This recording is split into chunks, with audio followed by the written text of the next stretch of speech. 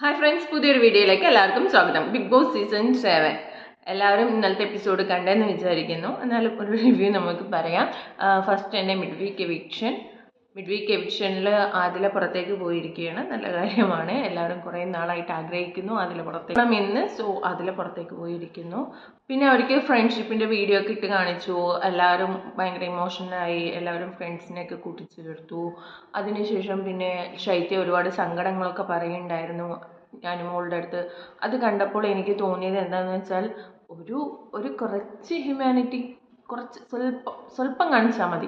എന്താണെന്ന് വെച്ചാൽ ശൈത്യ ഒരുപാട് കരയുകയാണ് അങ്ങോട്ട്, ഇമോഷണൽ ബേസ്ഡ് ആയിട്ട് ശൈത്യ കരയുകയാണ് അങ്ങോട്ട്. നീ കാരണം എനിക്ക് മാത്രമല്ല സൈബർ ബുള്ളിങ്, എൻ്റെ അച്ഛനും അമ്മയും വരെ അവിടെ അത് അനുഭവിച്ചു കൊണ്ടിരിക്കുകയാണ് എന്ന് പറഞ്ഞിട്ട് ശൈത്യ അങ്ങോട്ട് ബിഗ് ബോസ് നിർത്ത്, പുറത്ത് സംസാരിക്കില്ല എന്ന് പറഞ്ഞപ്പോഴും ശൈത്യ കരയുകയാണ് അവിടെ. അപ്പോൾ ആ കരയണ സമയത്ത് അനുമോൾക്ക് വോട്ട് സാരില്ലാന്നോ അല്ലെങ്കിൽ എൻ്റെ ഫാൻസിൻ്റെ ഭാഗത്ത് നിന്ന് അങ്ങനെ എന്തെങ്കിലും, ഇനിയിപ്പോൾ PR വേണ്ട, PRനെ വിട്ടേക്ക്, PR എന്ന് പറയുന്നില്ല, ഫാൻസിൻ്റെ ഭാഗത്ത് നിന്ന് നിങ്ങൾക്ക് അങ്ങനെ ഒരു എന്തെങ്കിലും ഉണ്ടായിട്ടുണ്ടെങ്കിൽ മാപ്പ് പറയുകയോ അല്ലെങ്കിൽ ഫാൻസിനോട് അങ്ങനെ ചെയ്യരുത് എന്ന് പറയുക, എന്തെങ്കിലും ഒരു വാക്ക് പറയണ്ടേ? ഒരു വാക്ക് അല്ലെങ്കിൽ ഒരു എക്സ്പ്രഷൻ പോലും ഇല്ല. ചുമ്മാ ഇങ്ങനെ നോക്കിക്കൊണ്ടിരിക്കുക. അപ്പോൾ ഇത് പറഞ്ഞു തുടങ്ങിയപ്പോൾ തന്നെ പറയുന്നുണ്ട് ശൈത്യക്ക് അറിയില്ല ഇവിടെ വന്നാൽ സൈബർ ബുള്ളിംഗ് ഒക്കെ ഉണ്ടാവുമെന്ന്, മുന്നത്തെ സീസണുകളൊക്കെ കണ്ടിട്ടല്ലേ വന്നത്, അതൊന്നും നീ കണ്ടിട്ടില്ലേ എന്നൊക്കെ ശൈത്യയോട് അനുമോൾ ചോദിക്കണേ. ഈ അനുമോൾ തന്നെയാണ് കുറച്ച് നാൾ മുമ്പ് ജിസേലി ചപ്പാത്തിക്കള്ളി എന്നൊക്കെ വിളിച്ച സമയത്ത് പറയുന്നുണ്ടായിരുന്നു എനിക്ക് നെഗറ്റീവ് എങ്ങാനും പുറത്ത് വന്നാൽ പിന്നെ എന്നെ കാണില്ല എന്ന് പറയുന്നുണ്ടായിരുന്നു. ഇപ്പോൾ കുറച്ച് നാൾ മുന്നല്ല, ഇപ്പോൾ മസ്താനി വന്നപ്പോൾ മസ്താനി അതിനെക്കുറിച്ച് പറയുമ്പോഴും അനുമോൾ അങ്ങനെ തന്നെയാണ് പറഞ്ഞത്. എനിക്കെങ്ങാനും നെഗറ്റീവ് വരികയോ സൈബർ ബുള്ളിങ്ങും വരികയോ അപ്പോഴാണ് എന്നുള്ള രീതിയിലൊക്കെ അനുമോൾ പറഞ്ഞിട്ടുണ്ടായിരുന്നു. അപ്പോൾ അനുമോൾക്ക് വരുമ്പോൾ മാത്രമാണ് അനുമോൾക്ക് ഫീലിങ്സ് ഉള്ളൂ. മറ്റുള്ളവർക്ക് വരുമ്പോൾ അതൊരു ഫീലിങ്സ് ആയിട്ട് അനുമോൾ കാണാത്ത പോലെയാണ് തോന്നുന്നത്. സോ ഇന്നലത്തെ എപ്പിസോഡ് ഇതാണ് എനിക്ക് ഇന്നലത്തെ എപ്പിസോഡ് കണ്ടിട്ട് കൂടുതലായിട്ട് തോന്നിയത് അതാണ്. അതുപോലെ തന്നെ മോർണിംഗ് ടാസ്കിൽ ആദില പറഞ്ഞ കാര്യങ്ങൾ അത് ഞാൻ ഇന്നലത്തെ വീഡിയോ സ്റ്റാർട്ട് ചെയ്യുമ്പോഴേ പറഞ്ഞിട്ടുണ്ടായിരുന്നു. എന്നാലും പറയാം, ആദിലക്ക് പറയാനുള്ളത് എന്തോ അത് ആദില നല്ല രീതിയിൽ ഒരു വഴക്കോ മറ്റുള്ള കാര്യങ്ങളോ ഒന്നുമില്ലാക്കാതെ ഓവറാക്കാതെ എന്ത് അനുമോൾക്ക് പറയണം എന്ന് വിചാരിച്ചോ അതൊരു തമാശ രീതിയിൽ അല്ലെങ്കിൽ ആ ഒരു രീതിയിൽ കൊള്ളേണ്ടവിടെ കൊള്ളുകയും ചെയ്യും എന്നുള്ള രീതിയിൽ ആദില പറഞ്ഞു പോയ പോലെയാണ് എനിക്ക് ഇന്നലത്തെ മോർണിംഗ് ടാസ്ക് കണ്ടപ്പോൾ തോന്നിയത്. സോ എന്തായാലും നമുക്ക് ഫസ്റ്റ് മുതൽ റിവ്യൂ ഇന്നലത്തെ എപ്പിസോഡിൽ നടന്ന കാര്യങ്ങളൊക്കെ പറയാം. ഫസ്റ്റ് തന്നെ മോർണിംഗ് സോങ് കഴിഞ്ഞു. അതിനുശേഷം കാണിക്കുന്നതാണ് മോർണിംഗ് ആക്ടിവിറ്റിയാണ് വന്നത്. ഒരാളോട് സോറി പറയണം, ഒരാളോട് താങ്ക്സ് പറയണം എന്നായിരുന്നു. അതിൽ അനീഷാണ് ഫസ്റ്റ് വന്നത്. അനീഷ് വന്നിട്ട് ഫസ്റ്റ് പറഞ്ഞത് സോറി ആദിലനോടാണ്. ആദിലനോട് എണീക്ക് എന്ന് പറഞ്ഞതും മറ്റേ വെസൽ വാഷ് ചെയ്യാൻ വിളിച്ച കാര്യങ്ങളും അതിനൊക്കെ പറഞ്ഞിട്ടാണ് സോറി പറഞ്ഞത്. പിന്നെ താങ്ക്സ് പറഞ്ഞത് ഷാനവാസിനോടാണ്. അത് അറിയാലോ, ഷാനവാസാണ് കൂടുതൽ ഫ്രണ്ട് ആയത്, ആരോടും ഒരു ഇതും ഉണ്ടാവില്ല എന്ന് പറഞ്ഞാണ് ഇത്രയൊക്കെ മാറ്റിയെടുത്തതിൻ്റെ പേരിൽ ഒരു താങ്ക്സ് അനീഷ് ഷാനവാസിന് പറഞ്ഞിട്ടുണ്ടായിരുന്നു. അടുത്തതായിട്ട് വന്നത് അക്ബറാണ്. അക്ബർ വന്നിട്ട് സോറി പറഞ്ഞത് ശാരികനോടാണ്. എന്തിനാന്ന് വെച്ചാൽ ഹോട്ട് സീറ്റിൻ്റെ ഇത് അനുസരിച്ചിട്ട് അതെന്തിനാ ചെയ്യുന്നത് എന്നുള്ള രീതിയിലൊക്കെ സംസാരിച്ചിട്ടുണ്ടായിരുന്നു ശാരിക ഉള്ളിലുണ്ടായിരുന്ന സമയത്ത്. സോ അതിന് ഒരു മാപ്പാണ് പറഞ്ഞത്, പ്രൊഫഷണലിനെ ഞാൻ പറഞ്ഞു എന്നുള്ള രീതിയിൽ പറഞ്ഞിട്ട്.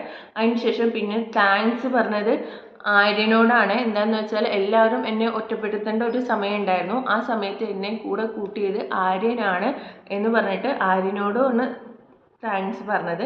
അതിനുശേഷം പിന്നെ അടുത്തതായിട്ട് വന്നതാണ് അനുമോള് വന്നിട്ട് സോറി പറഞ്ഞത് രേണുസുധിനോടാണ്. എന്താണെന്ന് വെച്ചാൽ തലയിൽ പെയിനായിരുന്നു, ഹൈജീൻ ഇല്ല എന്നുള്ള രീതിയിലൊക്കെ പറഞ്ഞിട്ടുണ്ടായിരുന്നു. അതിനാണ് സോറി പറഞ്ഞത്. അപ്പോൾ രേണുസുധി പറയുന്നത് ഞാൻ അതൊന്നും കാര്യമായിട്ട് എടുത്തിട്ടില്ല, അതൊക്കെ ഗെയിമിൻ്റെ ഭാഗമായിട്ട് എടുത്തിട്ടുള്ളൂ, ഇപ്പോഴും ഞാൻ എന്താ അടിപൊളിയായിട്ടല്ലേ നിൽക്കുന്നത് എന്നുള്ള രീതിയിലൊക്കെ രേണുസുധിയാണ് പറഞ്ഞത്. ഈ വന്ന കൂട്ടത്തിൽ കുറച്ച് ബെറ്ററായിട്ട് എനിക്ക് തോന്നിയത് രേണുസുധിനെയാണ്. ഗെയിമിനെല്ലാം ഗെയിമായിട്ട് ആ ഒരു സ്പിരിറ്റിൽ എടുത്തിട്ടുണ്ട്. പുള്ളിക്കാരി എന്താ പുറത്ത് അടിച്ച് പൊളിക്കുകയാണ്. ഫസ്റ്റ് തന്നെ ലാലേട്ടൻ്റെ കൈയും പിടിച്ചു പോയത് വളരെ നല്ല കാര്യം എന്ന് ഞാൻ വിചാരിക്കുന്നു.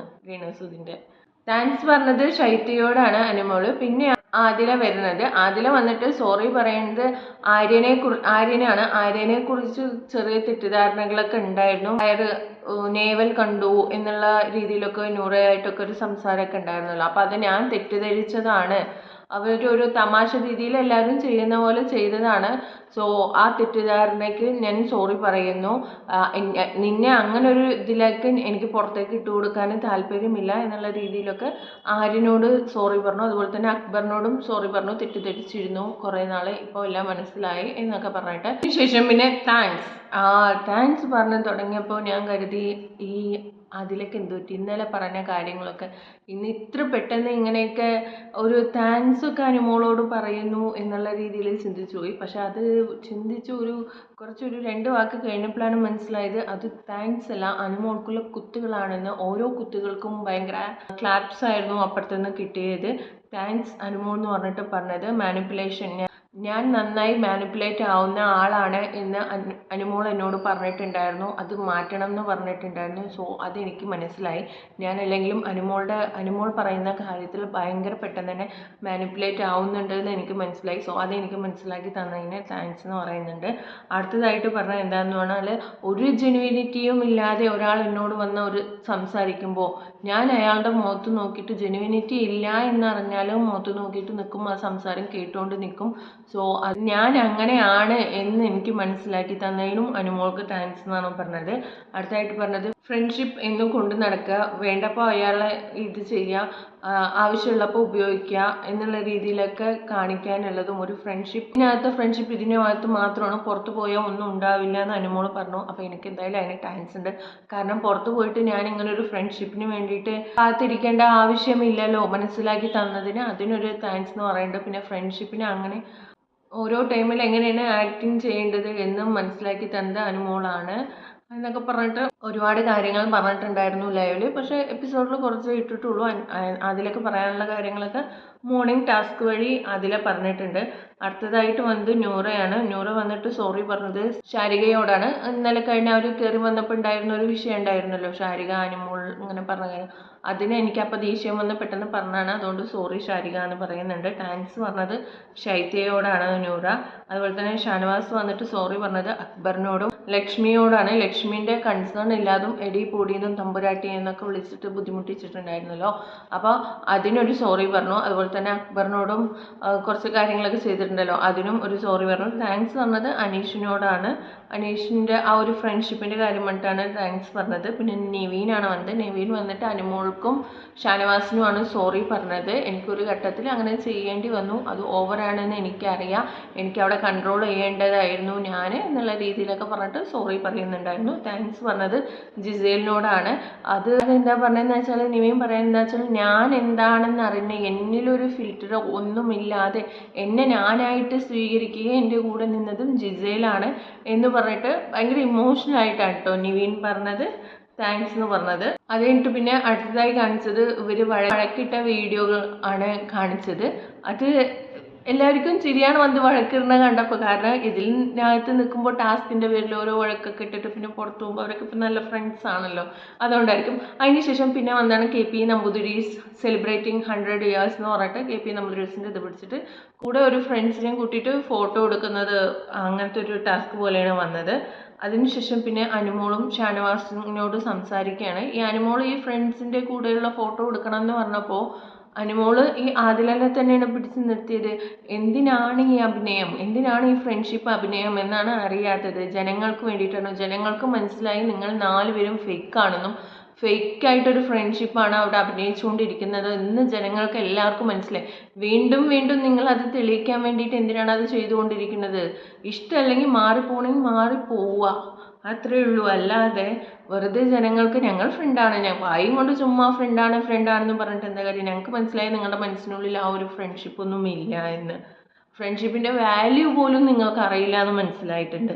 അപ്പോൾ അനുമോളും ഷാനവാസും കൂടെ എഴുതി സംസാരിക്കുന്നതാണ് അടുത്തായി കാണിക്കുന്നത്. ഷാനവാസ് പറയണത് ഇവിടെ വേറെ എന്തോ സംസാരം ഒന്നും നടക്കുന്നുണ്ട്, പക്ഷെ എന്താണെന്ന് അറിയുന്നില്ല എന്നുള്ള രീതിയിലൊക്കെ ഷാനവാസ് സംസാരിക്കുന്നുണ്ട്. അപ്പോൾ അനുമോൾ പറയുന്നത് എന്താണെന്ന് വെച്ചാൽ, ആദിലൻ്റെ സ്വഭാവം എന്താണെന്ന് അറിയാലോ, ആദില ജയിക്കാൻ വേണ്ടിയിട്ട് ഏതറ്റം വരെയും പോകുന്ന ആളാണ് ആദില.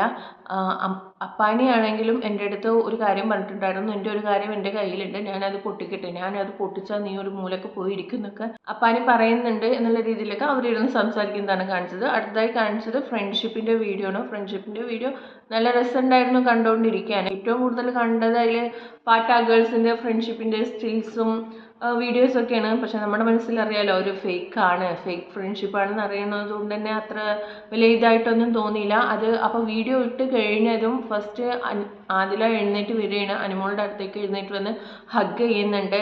എന്നിട്ട് ശൈത്യയെ വിളിക്കുന്നുണ്ട്, ശൈത്യയെ വാ ഇറങ്ങി വാ എന്ന് പറഞ്ഞിട്ട് വിളിക്കുന്നുണ്ട്. ശൈത്യ ആദ്യമൊന്നും പോകുന്നില്ല. എന്നിട്ട് പിന്നെ ഒരുപാട് നിർബന്ധിച്ചപ്പോൾ പോയി ഹഗ്ഗൊക്കെ ചെയ്യുന്നുണ്ട്.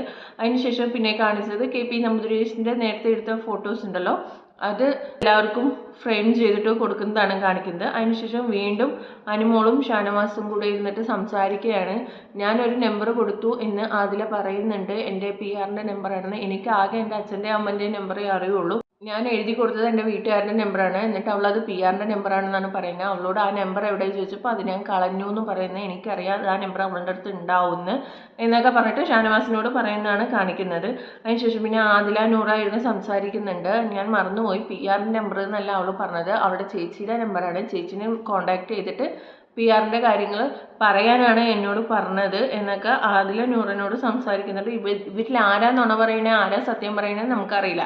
എല്ലാവരും ഒരു കണക്കാണ്, എല്ലാം ഫേക്കാണ്. അതുകൊണ്ട് തന്നെ ഇതാണോ സത്യം അതാണോ സത്യം എന്ന് അറിയുന്നില്ല. അപ്പം നൂറ ആദിലിനോട് പറയുന്നുണ്ട്, ആ ഒരു വ്യക്തിയുടെ തെറ്റ് ഒരിക്കലും സമ്മതിച്ച് തരില്ല എന്ന് നമുക്കറിയില്ലേ, പിന്നെ വീണ്ടും വീണ്ടും നമ്മളെ അത് പറഞ്ഞിട്ട് എന്താ കാര്യം എന്നൊക്കെ നൂറ ആദിലിനോട് സംസാരിക്കുന്നുണ്ട്. അതിനുശേഷം പിന്നെ അനുമോളും ശൈത്യയും സംസാരിക്കുന്നതാണ് കാണിക്കുന്നത്. അതാണ് ഞാൻ സ്റ്റാർട്ടിങ്ങിൽ തന്നെ പറഞ്ഞത്.